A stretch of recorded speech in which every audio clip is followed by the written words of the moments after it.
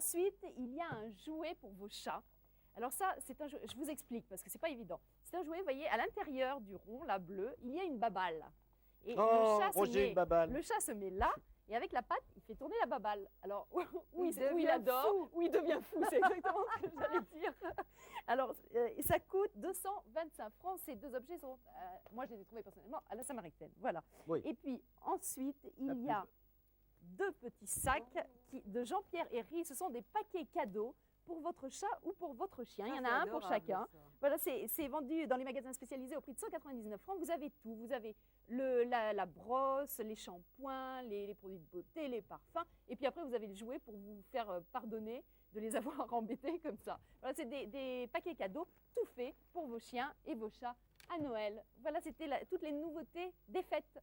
Eh bien, merci Petra. C'était brillant, c'était court, c'est tout ce que je voulais. Voilà, exactement. Ça me permet de reprendre quelques récits pour Miliza, du moins un récit pour Miliza, avec Marina Vladi. Alors, je vais vous lire un récit qui s'appelle Moineau. Moineau. Dans le caniveau, coincé contre le pneu d'une voiture en stationnement, quelque chose palpite. Un moineau, les ailes cassées, à moitié noyé, ayant juste la force de tenir sa tête hors de l'eau. On le ramasse, pauvre petit paquet de souffrance. On le réchauffe, on le nourrit, on l'isole dans une boîte en carton douillettement tapissée d'herbes sèches. Les jours passent, l'oiseau reprend vie. Ouvrant un large bec, il quémande sa pitance, puis à force d'essayer, il réussit à se stabiliser sur ses pattes. Un matin, on le met sur la table du petit déjeuner. En clopinant, il picore un croissant, goûte le beurre, découvre son nouvel univers. On lui apprend à grimper le long du bras, à se poser sur l'épaule, à prendre délicatement les miettes offertes, les lèvres entr'ouvertes. Ses tentatives pour voler sont infructueuses. Ses ailes mal ressoudées ressemblent à des moignons et ne se déploient plus. Mais en essayant le long du couloir ciré comme piste d'envol, il découvre l'ivresse du dérapage contrôlé. Maintenant, quand le maître de maison rentre du travail, le moineau, prenant son élan, glisse sur les quelques mètres de parquet qui le séparent de la porte pour être le premier à accueillir son sauveur. Des histoires que l'on sent vécues. Je rappelle que Récit pour Miliza est paru aux éditions Fayard. C'est un livre plein de petites histoires, toutes tendres, quelquefois très cruelles, quelquefois très dures et quelquefois très drôles. Mais les gens sont cruels avec les animaux et je le dénonce dans ce livre également. Mais il y a aussi des gens qui aiment les animaux comme tous ceux qui sont ici. Heureusement. Rika, bien sûr, vous êtes connue pour tout ce que vous avez publié au niveau de la médecine par les plantes, mais je crois qu'un de vos grands points de fierté, c'est quand même aussi la chanson.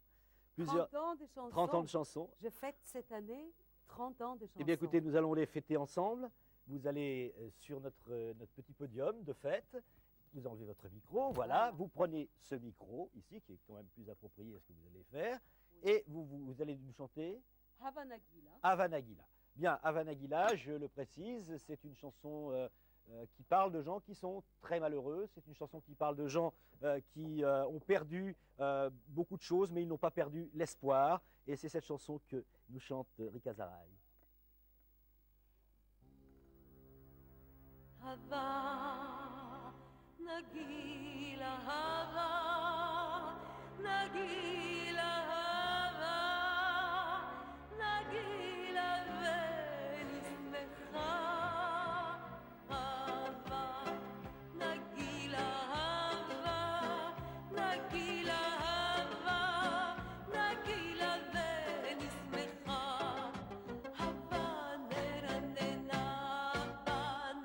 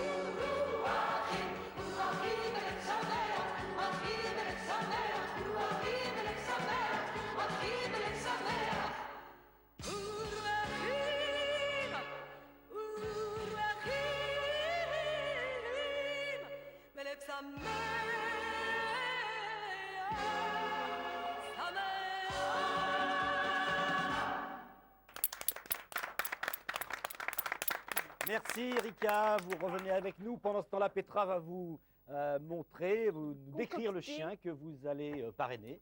Rika Zaraï, alors. Oui. Le chien de Rika Zaraï Oui. s'appelle Nani.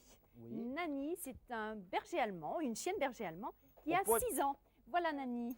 Rika voulait un gros chien. Alors vous êtes gâtés, vous avez une grosse chienne berger allemand. Nani, où est-ce qu'on te voit le mieux possible? Voilà. Elle tourne un petit peu le dos, Nani. Voilà, on la voit bien là. Oui. Alors Nani, c'est une très bonne chienne de compagnie. Elle est extrêmement fidèle et elle est parfaite, par exemple, pour des retraités qui aiment bien quand même marcher, se promener, parce que ça a quand même besoin, un gros chien comme ça, de courir un petit peu. Voilà, donc la marraine, c'est Rika Zaraï. J'aimerais Voilà. Alors, trouver très vite Quelqu'un. quelqu'un qui va adopter Nani, parce que je trouve que la personne qui va le faire va s'offrir pour la nouvelle beau année cadeau. beaucoup d'amour. D'abord, Ouais. pouvoir donner, et puis Exactement. pouvoir recevoir de la Voilà. manière la plus inconditionnelle, Alors, comme un écoutez-la. animal sait le faire. exactement. Voilà, Elle a eh bien bien, raison, écoutez-la. Donc Nani, 6 ans. qui a 6 ans. Voilà, nous nous retrouvons, ça sera pour la dernière fois, devant nos amis de ferme. Et tout d'abord, nous avons notre représentant du Pèlerin Magazine. Et alors, vous êtes content, Pèlerin? Ah ben, on est particulièrement content de s'être associé à la 5 pour cette opération, parce que nous avons été débordés de lettres et de coups de fil de nombreux lecteurs, jeunes et moins jeunes. Et ce que voudrais leur dire à ceux qui ne nous ont pas écrit ou qui ne nous ont pas encore téléphoné à ce sujet, c'est que pour nous, comme pour beaucoup, la crèche, c'est pas une fin, c'est un début, c'est le début d'une grande aventure. Et il faut donc continuer à s'adresser à la fois à Ferme, à la 5 et à Pèlerin Magazine pour que cette opération ne s'arrête pas maintenant, mais continue, croisse et embellisse pour l'année qui vient. Ah, avec mille et une pattes, bien sûr, car je crois que nous sommes un petit peu indissociables tout de même de cette opération. Sonia Bertrand, c'était le trait de génie, trait d'union ou trait de génie, je ne me souviens plus. C'était très de génie. Trait de génie, c'était donc pour les chevaux. Vous, l'opération au niveau des chevaux, vous pensez que ça va être fructueux? C'est ce que nous avons vu il y a 15 jours. Ça s'est très très bien passé. Je voulais vous remercier beaucoup, ainsi que Petra, d'avoir associé ainsi Trait de génie à l'émission Mille et une pattes. Et je voulais en profiter pour annoncer aux téléspectateurs que grâce à leur soutien, on va pouvoir organiser une course relais d'attelage de chevaux de trait en Bourgogne, de Bourgogne à Lyon l'année prochaine, qui va réunir 300 chevaux de trait de toutes les races françaises pour participer à la revalorisation des chevaux de trait. Donc merci à tous. Merci, nous sommes aussi ravis que cette opération ait marché. Laurent Cogérino, le mot de la fin pour cette opération. Oui, je reprendrai exactement ce que disait Sonia à l'instant. Merci effectivement à tous, et en faisant quand même aussi un appel aux gens qui ont vraiment la possibilité de mettre en place le projet que nous soutenons, les pouvoirs politiques, les décideurs, à qui la décision finale appartient bien sûr. Voilà, donc il faut créer un lobby, il faut créer ce qu'on appelle un lobby. Michel Guidoni, un lobby, ça peut se créer au niveau politique, au niveau d'une affaire comme ça? Mais écoutez, je sais pas, Rosalie Blanc, mais moi, ça fait des années que je m'occupe de la CGT, que je fais des manifestations. Jamais j'ai été adopté et j'ai pas eu encore la chance, après tant d'années, de trouver ni de parrain ni de marraine. Alors, je profite d'un passage dans votre émission pour renouveler cet appel. Merde, ça fait des années que je défile, pensez à moi. D'ailleurs, je vous quitte parce que j'ai encore une manif à faire là. Ouais, je sais que vous êtes vraiment à la bourre, comme on dit. Vous devez être au Théâtre des Deux Ânes et il faut y aller. Il faut y aller. Ou à Europe 1, enfin, quelque part où vous devez manifester votre talent. Voilà. On vous laisse. Et puis, je compte sur vous pour me trouver une marraine aussi jolie que Rika. Voilà. Avec Marina, bien sûr. Et de Marina, Je vous adopte. oh ben, Ça y est. Ça y est, c'est un scoop. Rika adopte Cracra. Ben, dites donc, j'ai bien fait de venir alors. Merci. Merci à vous, Rosalie Blanc. Merci Michel Guidoni. On vous abandonne pour une petite pause publicitaire. À tout de suite.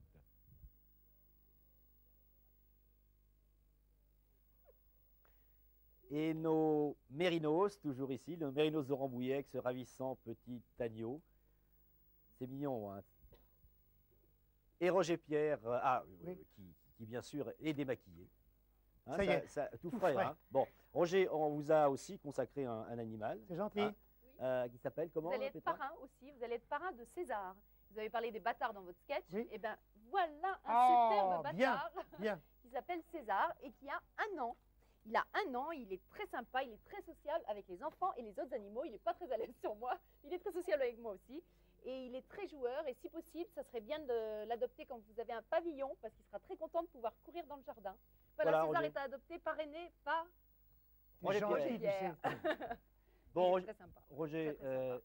je sais que la dernière fois que vous êtes venu dans cette émission, il y a bien longtemps, il y a trop longtemps, je dire, vous avez fait mourir de rire avec des histoires d'animaux. Est-ce que vous avez une petite histoire là, à nous raconter? Oui, je suis le parrain du jardin zoologique de Jean Richard à Hermenonville depuis une trentaine d'années. Et Richard avait des nouveautés. Et un jour, il a eu comme nouveauté un hippopotame. On lui avait dit, écoutez, vous avez un zoo, mais vous n'avez pas d'hippopotame. Vous avez un bassin et il y a un hippopotame. Et un jour, à midi, est arrivé un hippopotame énorme qui s'appelait Mimosa. Mimosa arrive à midi et à la direction du zoo, il y avait un boxer qui s'appelait Pépère. C'était au moins situé à 300 mètres. Hein. On ne sait pas ce qui s'est passé. L'odeur de l'hippopotame, le boxer Pépère, comme une flèche. Il traverse la pelouse, le terrain de croquet de Richard, il passe la rivière Nonette, il rentre dans le zoo, il voit l'hippopotame, il fonce sur cette espèce de petit enclos qui était fait avec des barrières en ciment. Entre deux tringles, il passe, l'hippopotame ouvre la gueule, le boxer rentre dans la gueule, que l'hippopotame ne referme pas. Il n'arrive plus à Et tout le monde était là, qu'est-ce qui se passe? Qu'est-ce que fait le boxer? Le boxer nettoyait les dents de l'hippopotame. C'était un boxer dentiste. Et si vous voulez, tous les jours, cet hippopotame avait rendez-vous avec ce chien. Le chien partait de la direction, là! Et tous les jours, le boxer a fait les dents de l'hippopotame. Mais soigneusement fait, brossé, léché. Et ce boxer, je continue, on s'est dit, mais comment est-ce qu'il a fini? Ben, il a fini bizarrement. Ce boxer était écologiste. Il avait horreur des chasses à courre. Et dans la forêt d'Hermenonville et de la forêt d'Alac, il y a 2 fois par semaine, le mardi et le samedi, des chasses à courre au cerf. Et ce boxer, le mardi et le samedi, partait en chasse contre les chasseurs. Et si vous voulez, il attaquait les meutes, et surtout le chien qui dirige la meute.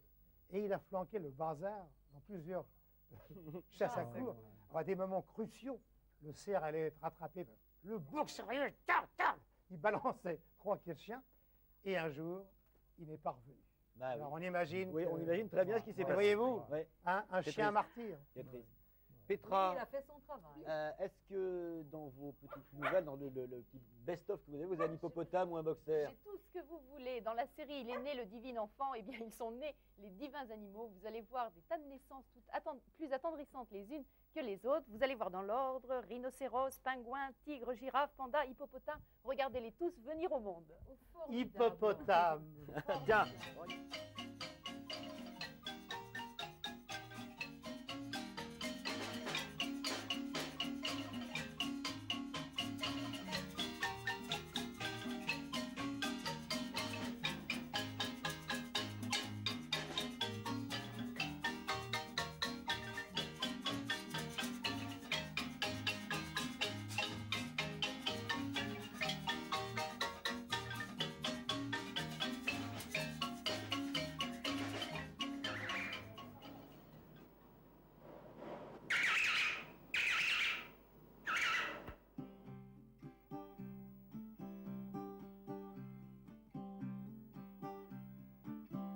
Belladonna's on the high street, her breasts upon the offbeat, and the stalls are just the sideshows, Victoriana's old clothes. And yes, her jeans are tight now, she gotta travel light now, she got to turn up all the roots now, she gotta turn up all the boots now. Yeah, she thinks she's tough, she ain't no English rose. But the blind singer, he's seen enough and he knows. Yes, and do a song about a long gone Irish girl. I got one for you, Portobello Belle. She sees a man upon his Voilà des images. Bravo. C'est beau, mignon, c'est beau, hein. J'adore. Marina. Très beau. Ah, ça, c'est Marina, vous savez que vous avez aussi à parrainer un chien. Ah bon? Oui. Mais je suis ravie. Petra, lequel? Marina, alors attendez, parce que chacun voulait adopter un tel. Alors Marina, elle a Tchouka. Tchouka qui a 4 ans et qui est un croisé de berger. Viens voir Tchouka. Tu es un peu grande pour que je te prenne dans les bras. Viens voir. Alors Voilà, Tchouka, elle est très très proche de ses maîtres. Elle ne peut pas rester seule. Attention, hein, ça c'est important. On Elle ne montre peut pas rester Tchouka. seule. Donc il faut des gens qui ne partent pas Où elle travailler est, tous les Tchouka? matins et qui la laissent toute la journée. Tchouka, viens voir. Viens à Tiens, côté de Petra, il moi. faudrait bien lui Viens montrer voir. sa jolie tête à Bon, Tchouka. Voilà, là, on Tchouka. voit bien Tchouka. Oh, elle est belle. Et pavillon souhaité, là aussi, si possible. Surtout ne pas la laisser toute seule. C'est un chien qui vous donnera toute son affection. Il ne faut pas le laisser tout Elle a seul. des C'est beaux tout ce qu'elle yeux. c'est tout ce qu'elle vous demande. C'est Tchouka. Ah, Adoptez belle elle aussi. fille. Oui, tu es une Voilà. belle fille. Marina, Parrainée par Marina. vous êtes sensible un peu à toute cette mouvement de protection animale Ah, tout à fait. J'ai c'est- toute ma vie défendu les animaux, dans la mesure du possible, bien sûr. Et j'en ai adopté énormément. Et j'en ai fait adopter énormément. Et ma maison, à Maison Lafitte, a été un petit peu une filiale de la SPA pendant des années, parce qu'on amenait tout ce qui était blessé, malade, un peu vieux, tout ça.